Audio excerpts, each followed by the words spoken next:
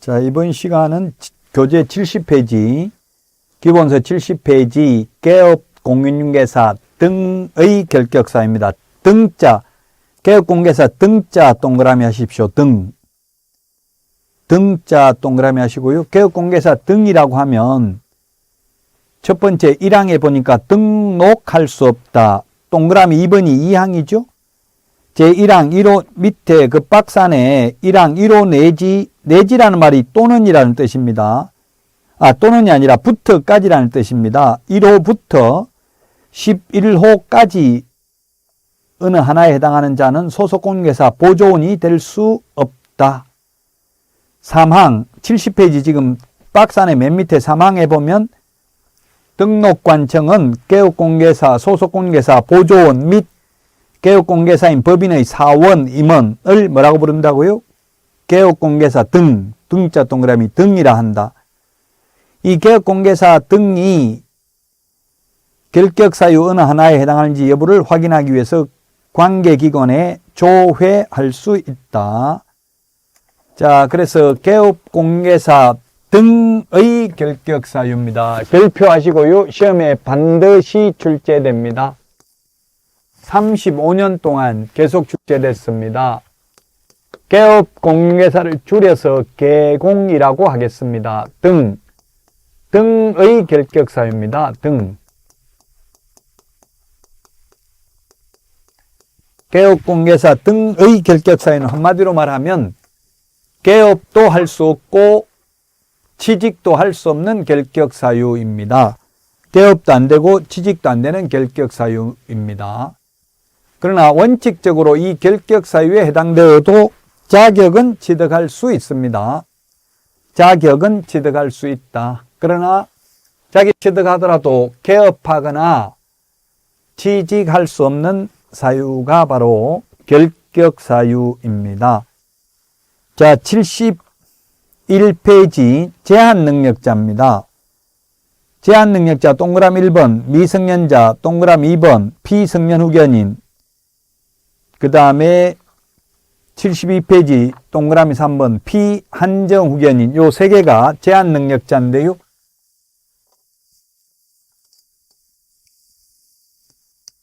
제한능력자. 민법에 제한능력자라는 말이 나오죠. 첫 번째 미성년자가 있는데 이 미성년자가 개업하거나 취직하려면 오직 성년이 만 19세 성년이 되는 길밖에 없습니다. 나이를 먹는 길밖에 없습니다. 부모 동의받아도 취직할 수 없습니다. 부모 동의받아도 취직할 수 없고요. 혼인해도 안 됩니다. 민법에서는 혼인하면 성년으로 봅니다만은 공인중개사법에서는 오로지 나이를 먹는 길밖에 없습니다. 자, 그 다음에 71페이지 동그라미 2번에 피성년 후견인이 있습니다. 피성년 후견인.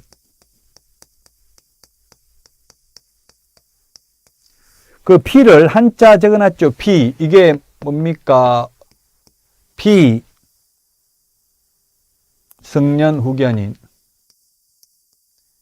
피가 가죽 피자고 오더의 자입니다. 그래서 가죽 피부에다 옷을 입히면 보호한다 이런 뜻이 있죠.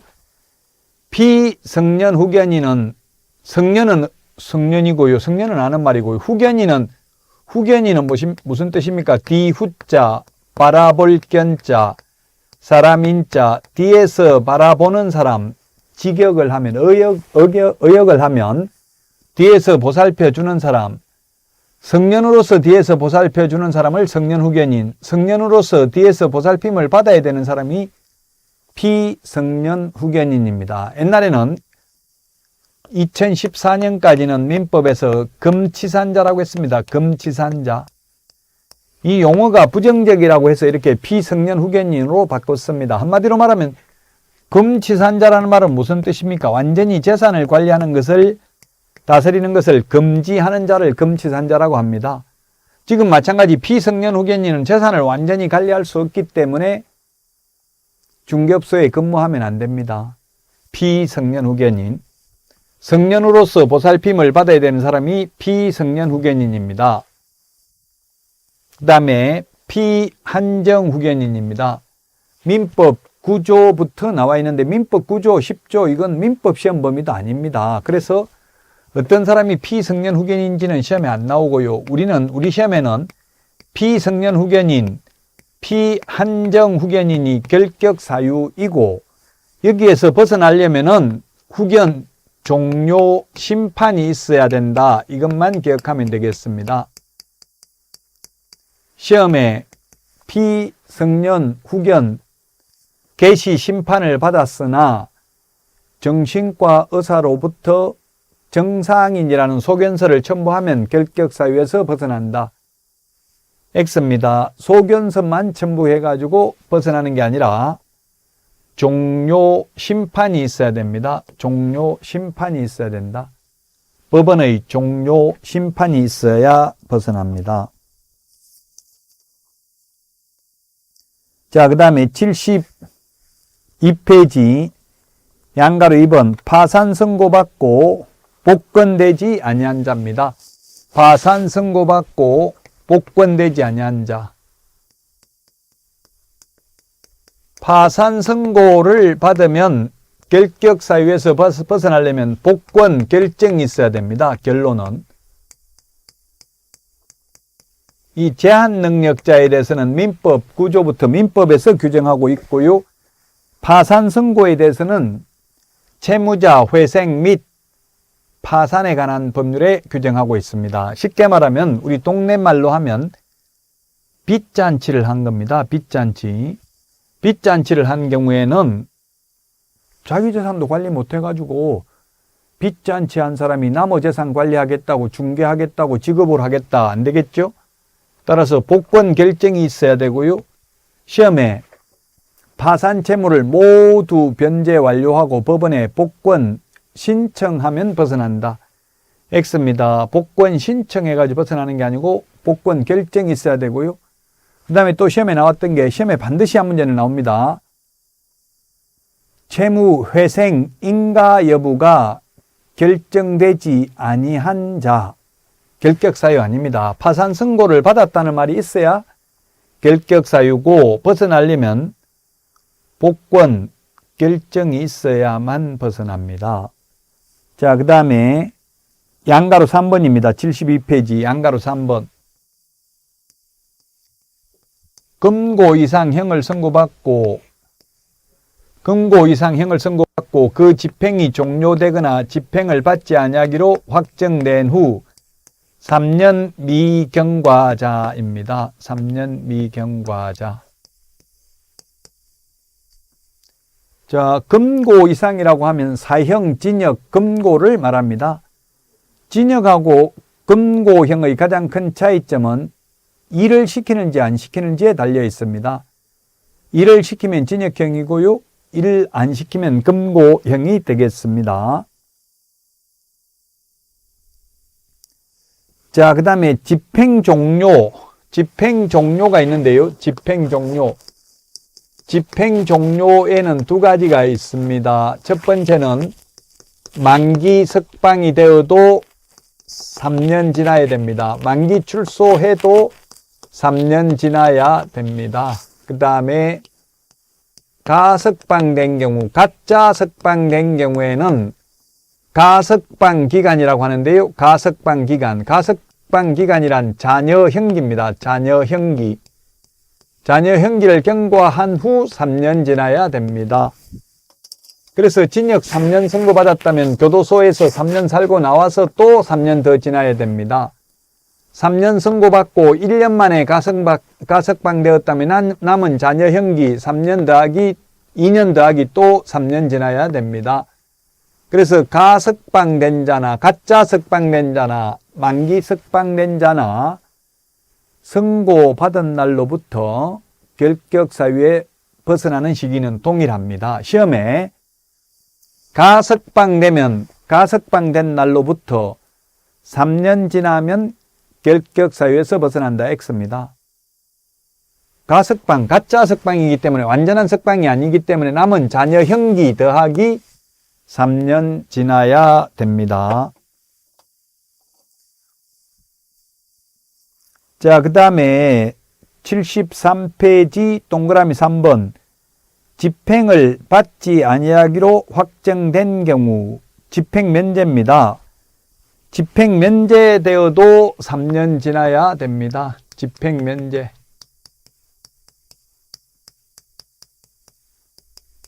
집행면제 첫 번째 기억 법률 변경입니다. 법률 변경. 간통죄가 종전에는 2년 이하 징역인데 간통죄가 폐지됐습니다. 그러면 간통죄로 구속되어 있던 사람 석방됩니다. 그래도 석방되자마자 중개사무소에 가서 근무 못하고요. 3년 지나야 됩니다. 법률 변경. 그 다음에 니언에 보면 니언은 시험에 안 나왔으니까 그냥 참고로 읽어보겠습니다. 니언.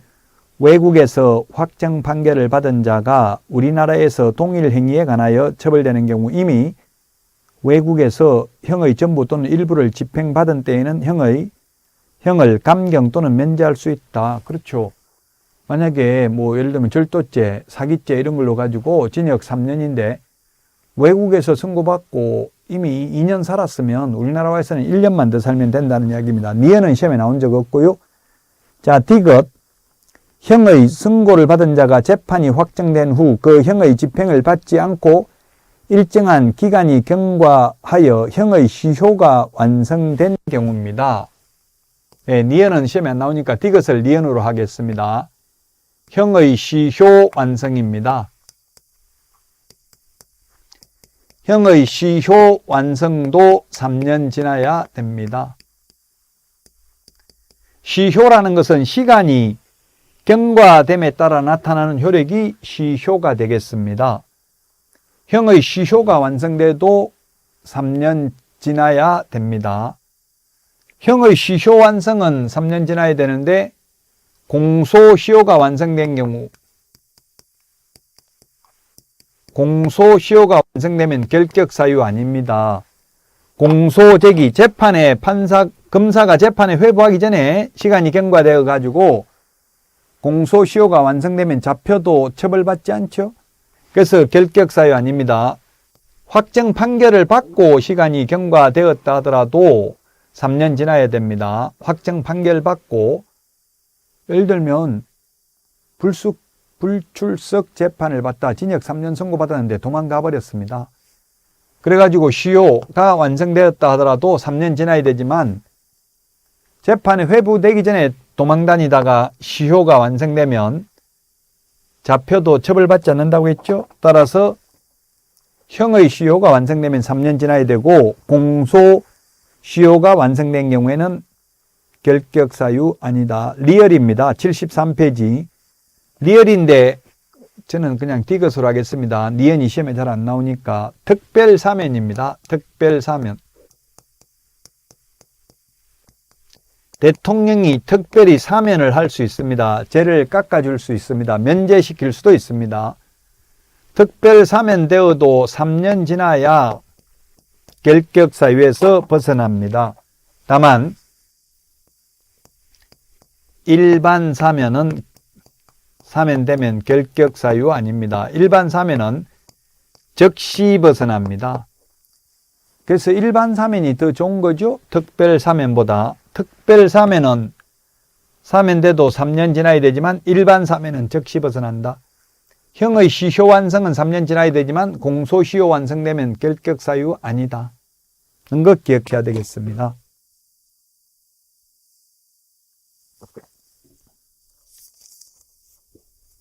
자, 그 다음에 74페이지 양가로 4번 집행유예 기간에 있는 자입니다.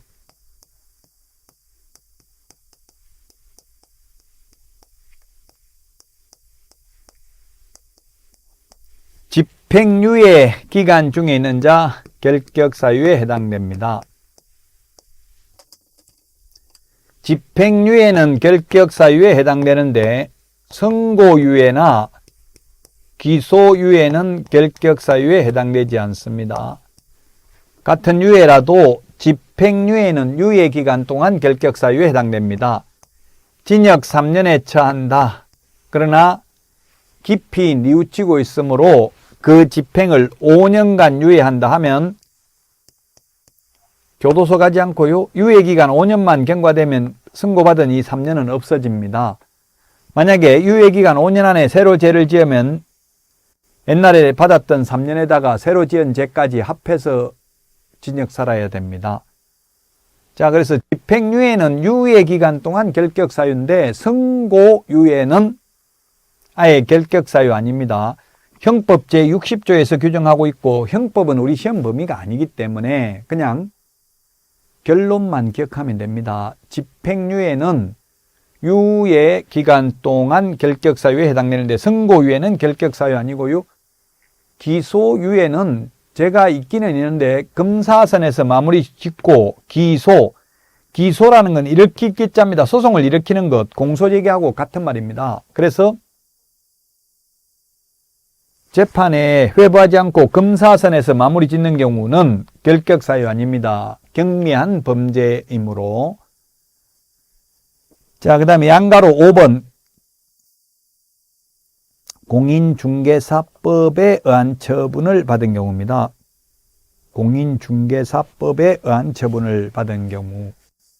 자, 이 법에 의한 처분을 받은 경우가 되겠습니다.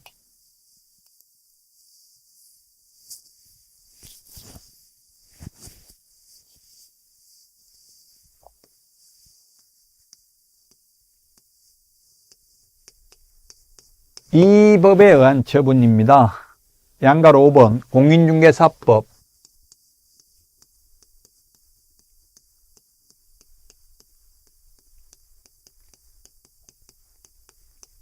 첫 번째, 자격 취소되면 3년 지나야 됩니다. 자격 취소되면 3년 동안은 취직도 안 되고 개업도 안 됩니다. 자격 취소 3년 지나야 됩니다. 자, 그 다음에 자격 정지 기간 중에 있는 자. 자격 정지는 최대 6개월이죠. 자격 정지 기간 중에 있는 자. 6개월 동안 자격 정지시켰는데 다른 데 가서 취직도 안 된다는 이야기입니다. 자, 그 다음에 동그라미 3번. 등록 취소되고 3년 미경과자입니다. 등록 취소 3년 미경과자. 자격 취소도 3년, 등록이 취소되어도 3년 동안 개업도 안 되고 취직도 안 됩니다. 자, 그 다음에 네 번째, 업무 정지 기간 중에 있는 자.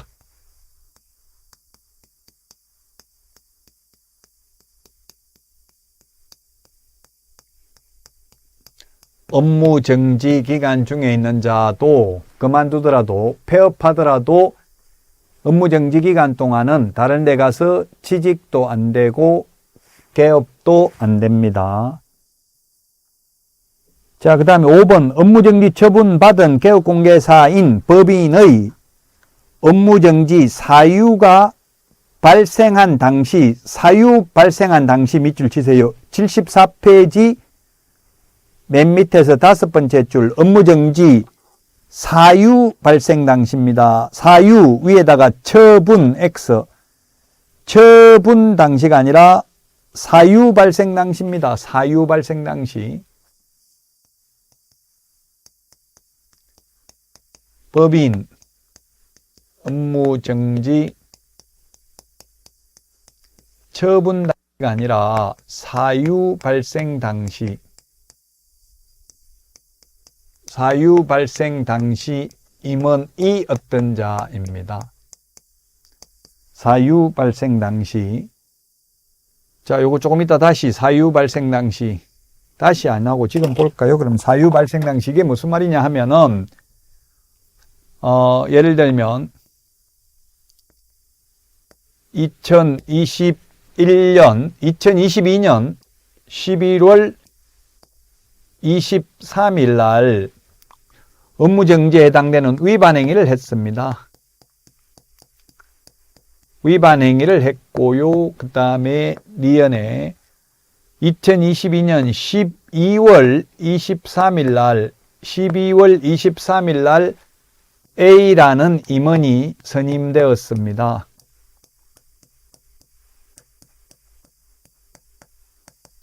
그리고 2023년 1월 23일 날 업무정지 처분을 받았습니다. 6개월 동안 업무정지 처분을 받았다. 자, 그러면 이 A는 업무정지 6개월 받았으면 그 6개월 동안 그만두고 다른 데 가서 취직할 수 있나요? 없나요? 결격사유에 해당되면 다른 데 가서 취직 못 하잖아요. 네, 이거는 결격사유 아닙니다. 왜? 위반 행위 당시에 사유 발생 당시 임원이었던 자입니다. 12월 23일 A가 취직을 할 때에는 이미 위반 행위가 발생한 후죠. 이 A의 기책 사유 잘못은 없습니다. A의 잘못으로 업무정지된 게 아닙니다. 그래서 이런 경우는 결격사유 아닙니다. 업무정지 처분 당시는 근무를 했지만 사유 발생 당시는 근무 안 했기 때문에 시험에 출제됐습니다. 업무정지 사유 발생 후 선임된 임원 업무정지 처분 기간 중에 결격사유에 해당되지 않습니다. 위반 행위 당시입니다. 사유 발생 당시 임원이 어떤 자가 되겠습니다. 자, 그 다음에 이 법이 공인중개사법입니다. 공인중개사법 위반으로 300만 원 이상 벌금 선고받고 3년 미경과자입니다. 300만 원 이상 벌금 받고 3년 미경과자. 결격사유에 해당됩니다. 74페이지 맨 밑에 있죠? 그래서 이 법 공인중개사법 위반입니다. 도로교통법 위반으로 벌금 받아도 결격사유 아닙니다. 그리고 300만 원 이상입니다. 200만 원 벌금 받아도 결격사유 아닙니다. 3년입니다. 3년. 그래서 이런 숫자는 사실 암기해야 되는데 여러분들이 지금 암기를 한다 하더라도 시험 볼 때까지 안 가겠죠? 그래서 처음 공부할 때는 민법하고 학개론에 시간을 많이 투자해야 됩니다. 왜냐하면 2차 과목은 대체로 암기해야 되는 게 많고요. 1차는 이해를 하면서 암기를 해야 됩니다. 이해해야 되는 게 최소한 반 이상은 됩니다. 절반 이상은. 이 숫자 지금 해놓고 안 해버리면 다 까먹어버려요. 그래서 계속 듣고 잊어먹고 거듭되는 고통을 받아야만 되겠습니다. 자, 그 다음에 75페이지입니다. 75페이지 양가로 6번 법인의 업무 임원 중 개업공개사 등의 결격사유에 해당하는 자가 있는 법인입니다. 법인. 2개월 이내에 그 사유를 해소해야 됩니다. 2개월 이내에 그 사유를 해소해야 된다.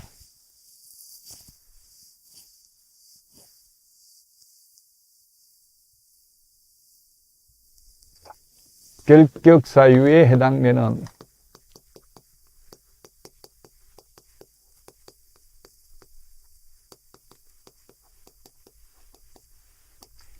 임원하고 사원은 같은 지위에 있는 사람입니다. 주식회사는 임원이라고 하고요. 한명합자회사의 경우에는 무한책임사원입니다. 한명합자회사의 무한책임사원은 2개월 이내에 그 사유를 해소해야 됩니다. 사유 해소 안 하면 절대적 등록 취소 사유입니다. 반드시 등록을 취소해야 됩니다. 2개월 이내에 그 사유를 해소하지 않는 경우 반드시 등록을 취소해야 된다. 2개월 이내에 사유 해소해야 됩니다. 결격 사유에 해당되는 임원이 있는 경우 2개월 이내 2개월 동그라미 하십시오. 75페이지 그 양가로 6번에 네 번째 줄에 2개월 있죠? 2개월이나 2월이나 같은 말입니다. 자, 그 다음에 3번 결격사유 효과입니다. 결격사유에 해당되면 취직도 안 되고 개업도 안 된다고 했죠? 그러나 이 등록의 결격사유에 해당되어도 원칙적으로 자격은 취득할 수 있습니다. 자격은 취득할 수 있다. 자, 75페이지 맨 밑에 동그라미 4번에 보면 소속 공인중개사나 보조원이 결격 사유에 해당되면 2개월 이내에 그 사유 해소해야 되고 안 하면 업무정지입니다. 업무정지.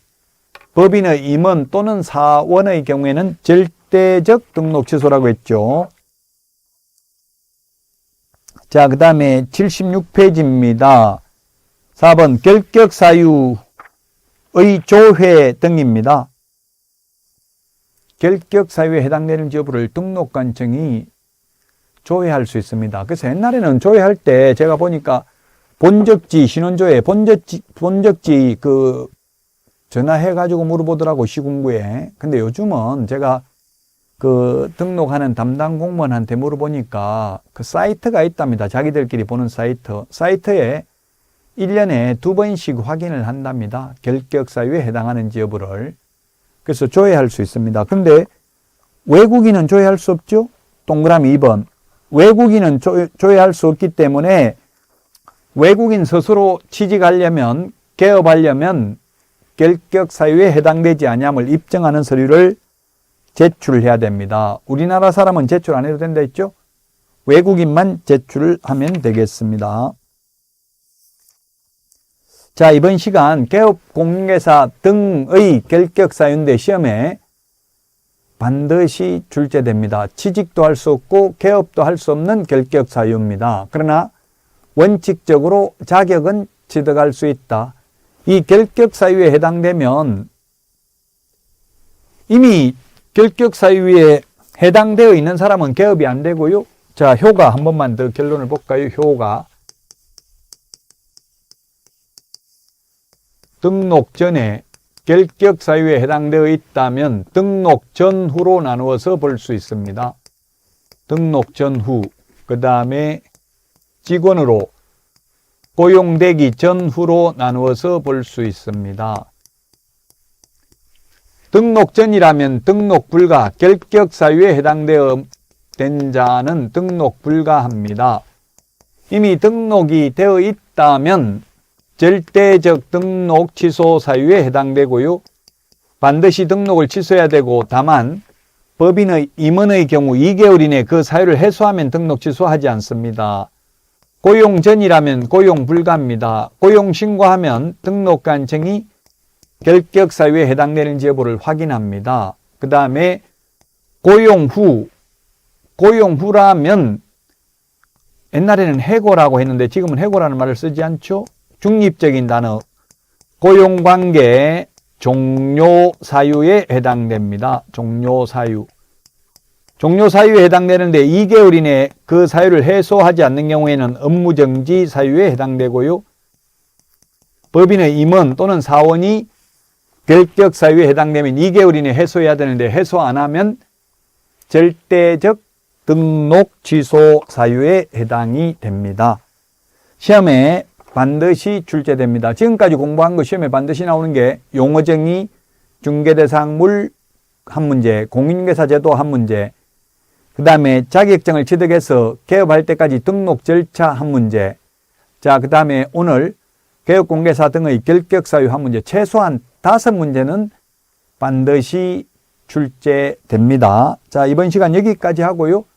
다음 시간에 찾아뵙도록 하겠습니다. 수고하셨습니다.